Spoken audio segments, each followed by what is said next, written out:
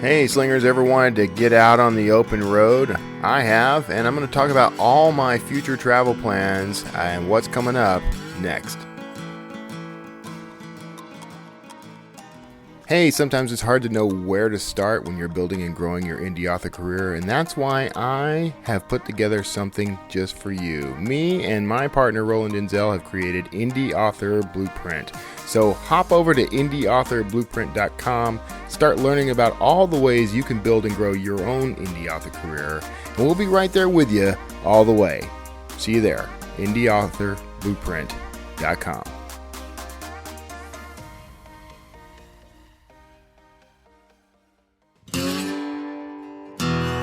It's the Word Slinger Podcast, where story matters. Build your brand, write your book, redefine who you are. It's all about the story here. What's yours? Now, here's the guy who invented Pants Optional, Kevin Tomlinson, the Word Slinger. Word Slinger. Hey everybody, thank you for tuning in to another week of the Word Slinger Podcast. I am Kevin Tomlinson, the Word Slinger, the Pants Optional Word Slinger. I'm really glad you're here. I missed last week because of all the chaos. Chaos is a recurring theme for the Word Slinger podcast if you are only tuning in for the first time. But some things kind of went a little pear-shaped, and I wasn't able to get an episode out on Friday the way I normally would. Oh, I got people. See, this is what happens when you forget to turn off your notifications. Or close all the apps in which someone is going to try to reach you, like Slack and Messenger. So there you go. You got a little peek into the Word Slinger, all the background stuff. So I wanted to talk. I have a ton of back interviews that I really need to get through, a whole catalog of them going back like more than a year at this point, that I really need to get out to you because there's some stuff in there I know you're going to want to hear, and the guests, of course, should have their episode air at some point. But I wanted to do a little solo Slinger episode this week because I hadn't done one in a while.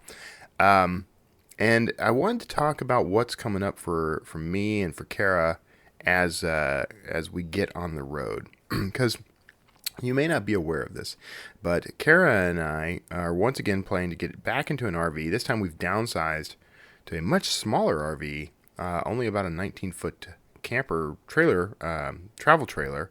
And we are going to get on the road full-time again in June 2nd. To be exact, which is only a short time from now. Actually, we're going to get back into it on the 28th of May. We're just not getting on the road per se until June 2nd.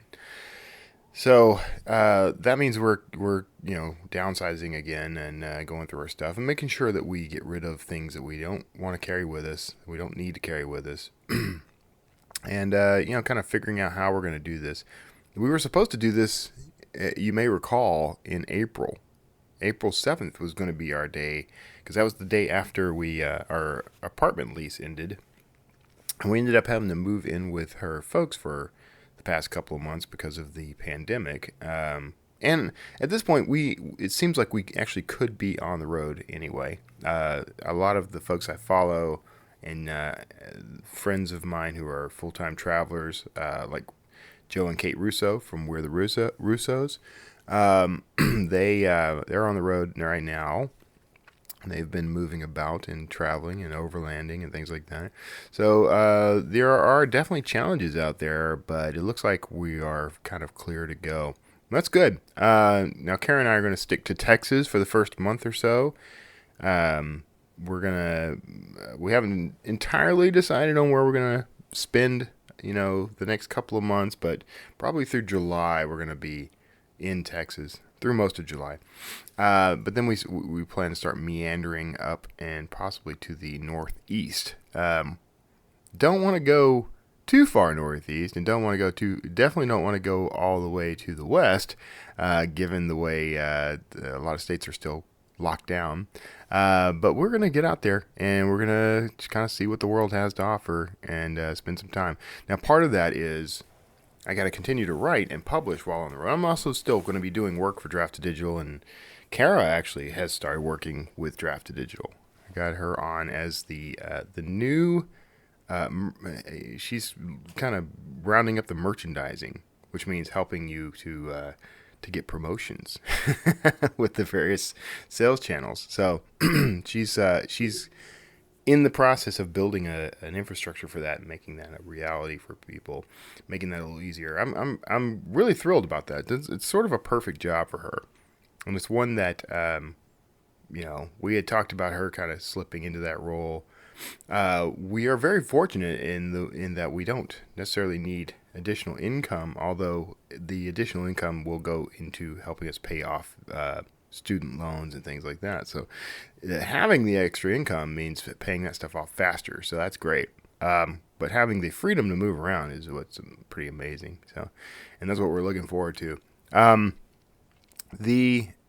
So what I've done is in an effort to make it a little easier for people to track me down while I'm out there, see what we're doing, but also discover me and my work. I streamlined things a little at Roland Denzel's suggestion, by the way. I got a domain name that's a little easier to remember on the fly than kevintumlinson.com, and that is authorontheroad.com. And I have a little logo and everything. So the idea here is, as people, I'll get some big vinyl stickers to put on the side of the camper and things like that. I got some smaller stickers already that I can start putting on like my truck windows and things like that. And to give out, it's a souvenir as well, swag. But the idea there is someone sees that and they say, oh, Author on the Road. It must be a YouTuber or something. And then go check me out and discover my books. So it's a way to advertise as I roll, which is how I roll. So that is that's part of the journey. We're going to see how that goes. I'm really excited to kind of just test those waters again. We did this a few years back. We were on the road full time in a much larger, much more spacious RV, and in the RV world, bigger isn't always better. To be honest with you, that particular RV has had a lot of issues. We were pretty much taken. We were pretty much ripped off. If you are to ever ask me for advice on purchasing an RV, I would say steer clear of motorhomes. Get yourself a nice, reliable pickup truck and some form of trailer in whatever size you need, that you feel you need to pull behind that. Now we went small because we've more or less determined we don't necessarily need a ton of space. Now the reality of it is, Kara is every day receiving dozens of packages of things that for some reason have to go with us. But I think we'll be paring some of that down as the reality of our scenario hits us and we're in this tiny little camper with not a lot of room to move if we've got stacks of stuff around us. So, but anyway, part of the mission here, part of the journey here is that I will be traveling. Not just traveling, but writing as I travel. And so we will, we'll be going to places that we've always talked about going to, exploring the world, with some wheels beneath us. Still going to conferences. I'm still going to go to author conferences and meet authors on the road as well. But this journey is really about just exposing me to as many new ideas and new people as possible, exposing Kara to as many new places and things as possible. Even little Minnie is going with us. Our little dog Minnie is going with us. And we're just going to be out there meeting and greeting folks and looking around and seeing what we can get into. And just, enjoying our lives.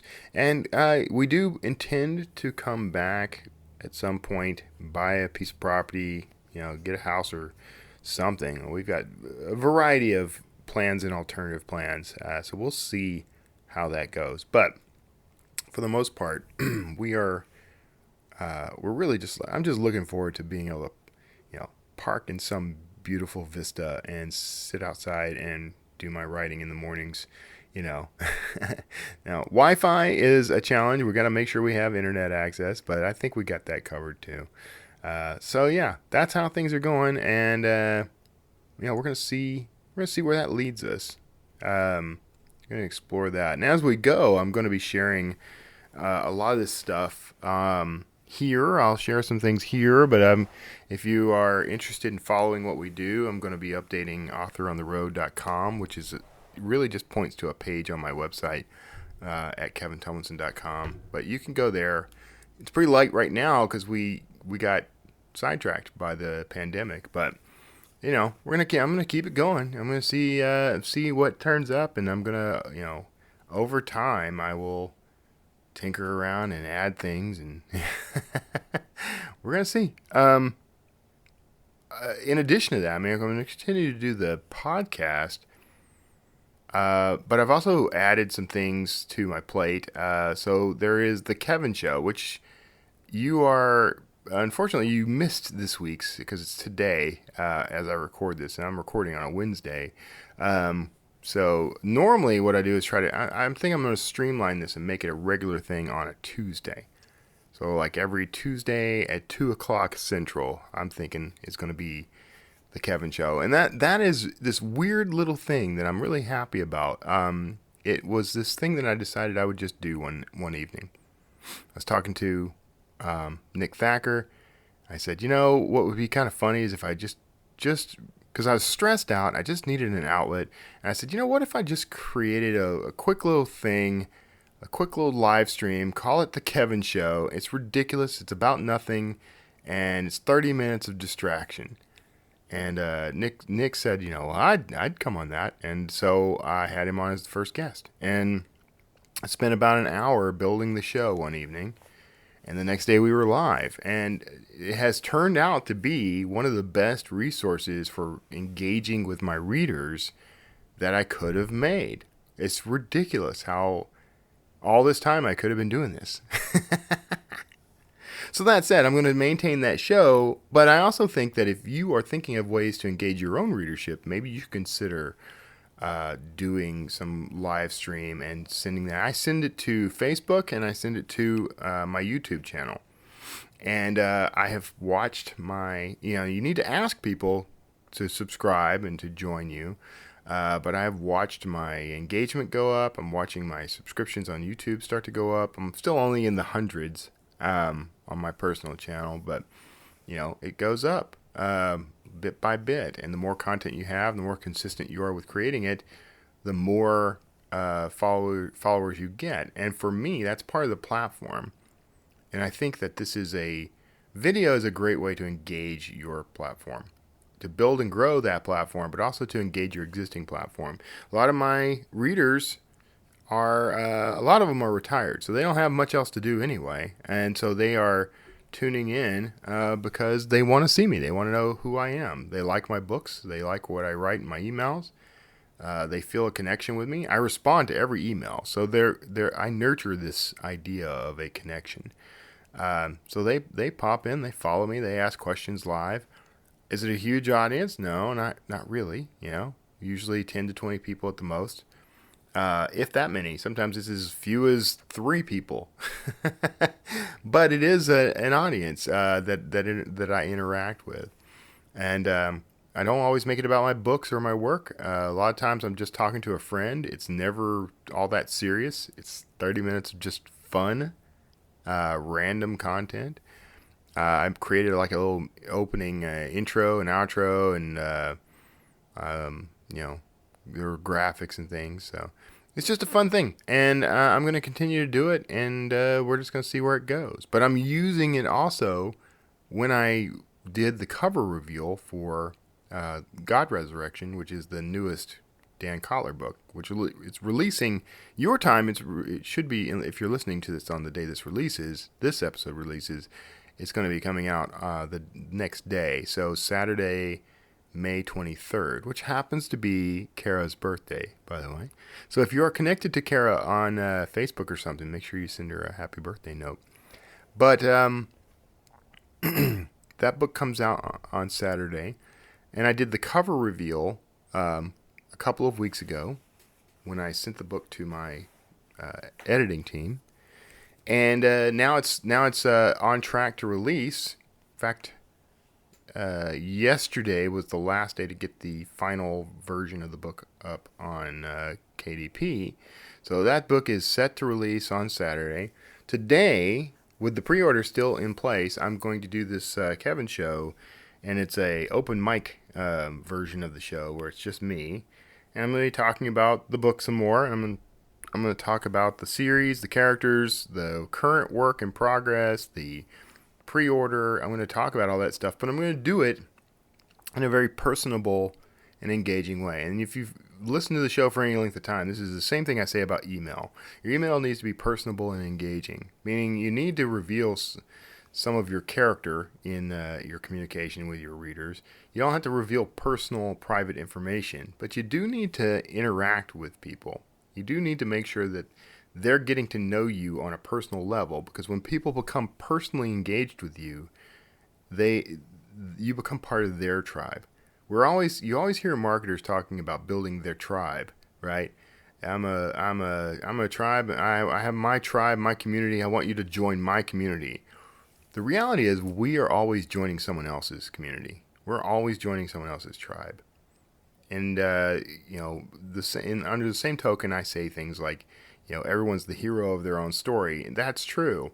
So if you are relatable to these readers, if you are reachable and personable, and they can form a sort of personal bond with you in some way. Almost any way will do. But if you do focus on that, what you end up doing is building you build some depth into your platform.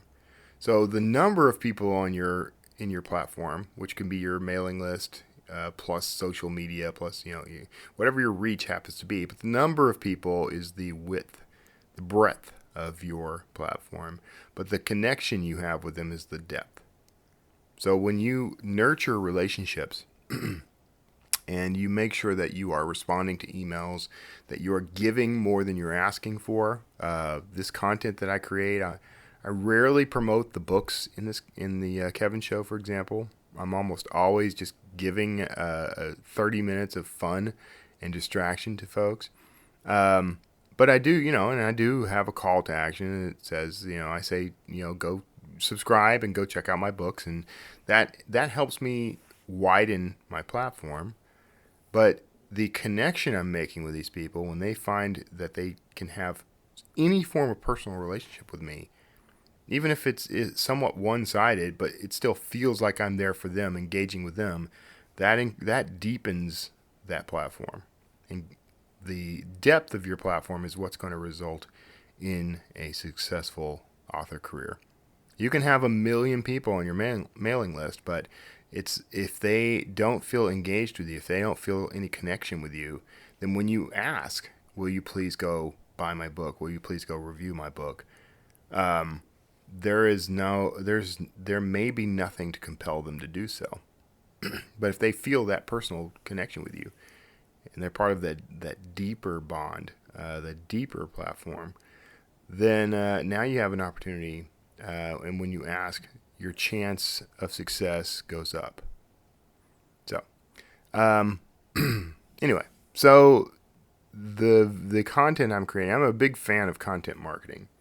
So much so that I neglect other forms of marketing to my detriment, I think. But it is important. I mean, we are at our heart, we are content creators.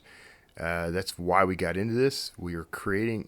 We may not think of it this way, but when you are writing a book, you are out to create some content, and you want an audience for that content. We often forget the audience. We will refer to our readers. Oh, my readers, on my mailing list, my readers who left reviews. I'm doing something special for my readers. They are, but then they become almost this faceless mass.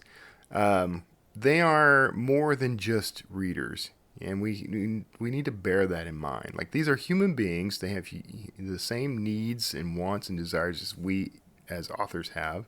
So we need to make sure that when we are interacting with them and engaging with them, we're giving them something that honors that.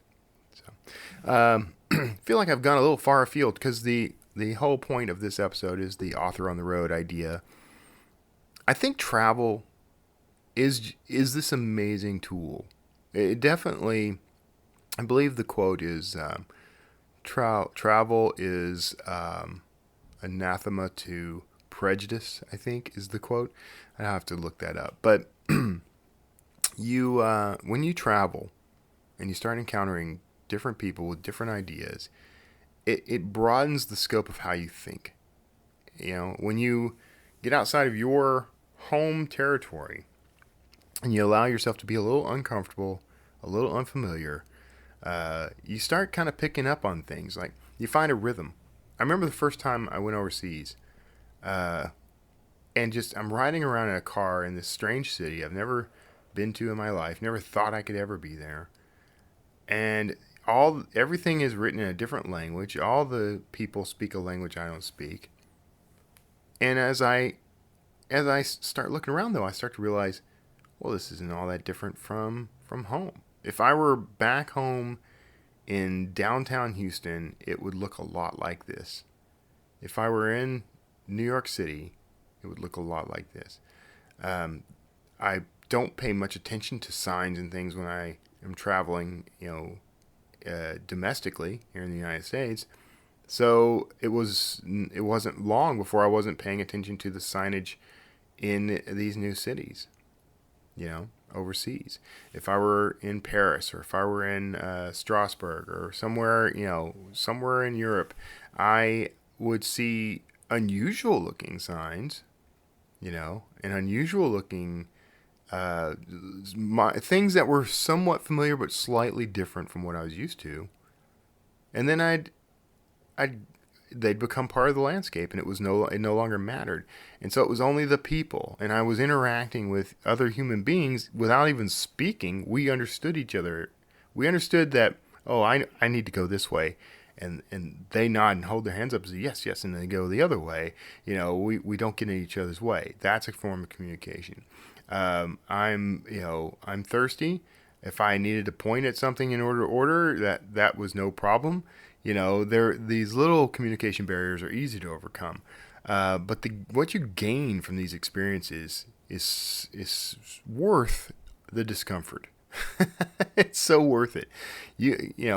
Having done this now for several years, traveled worldwide, traveled in the United States.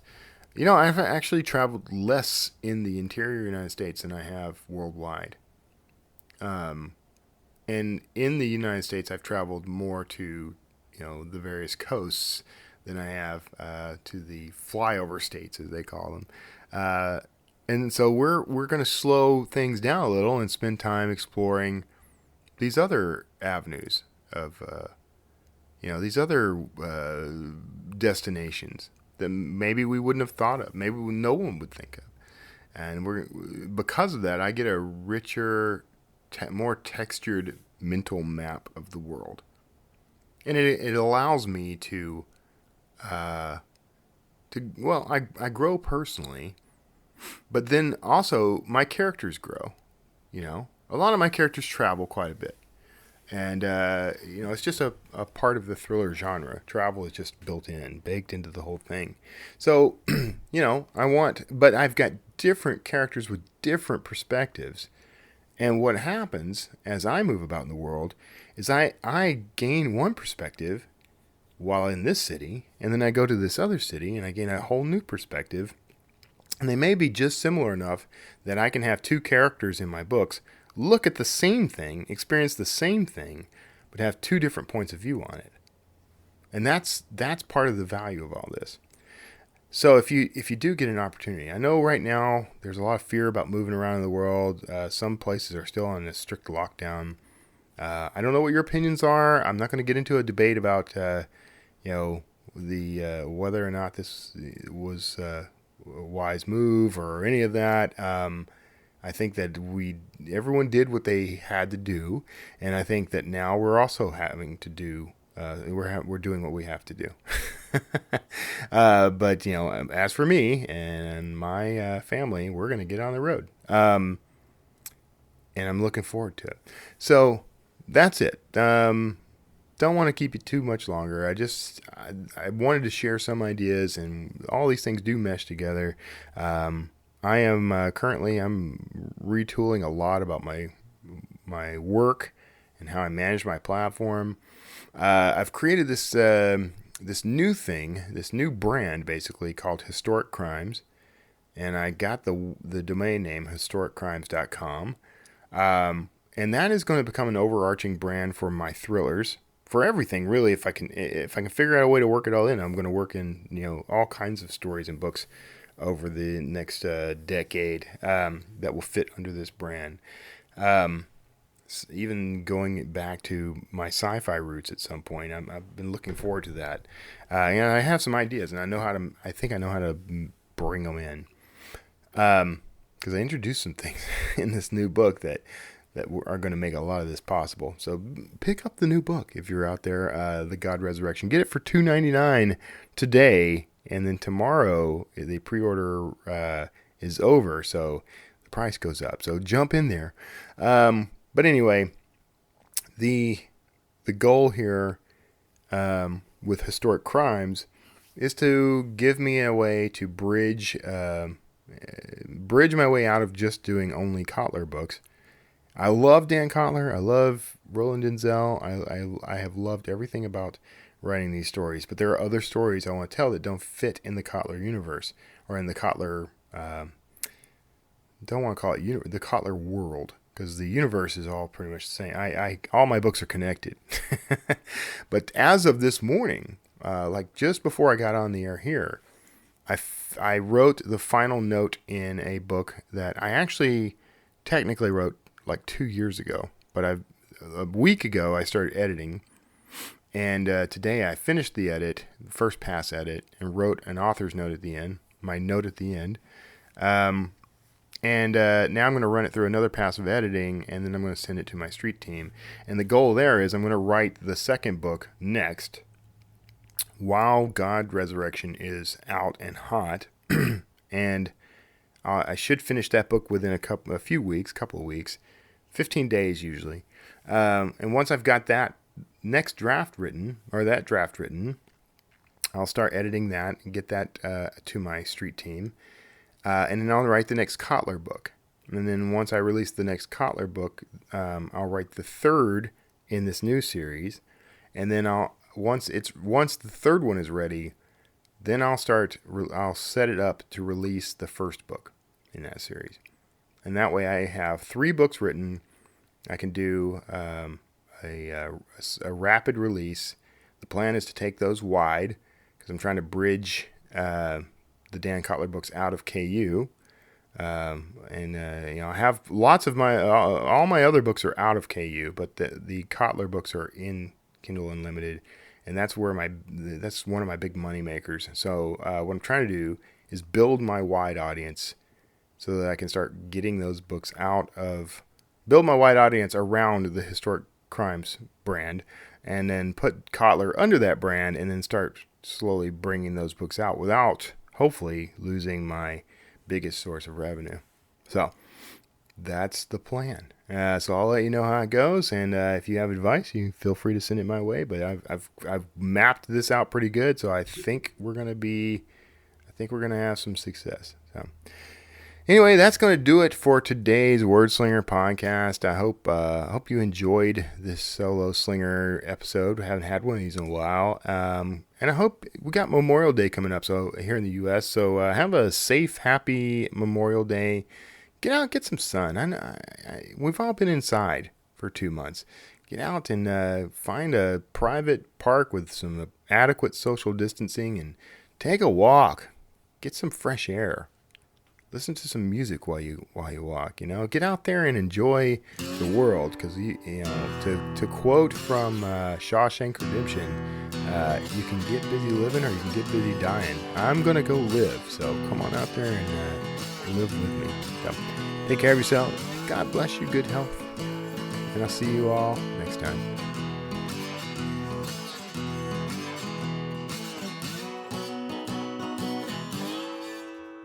Word Slinger.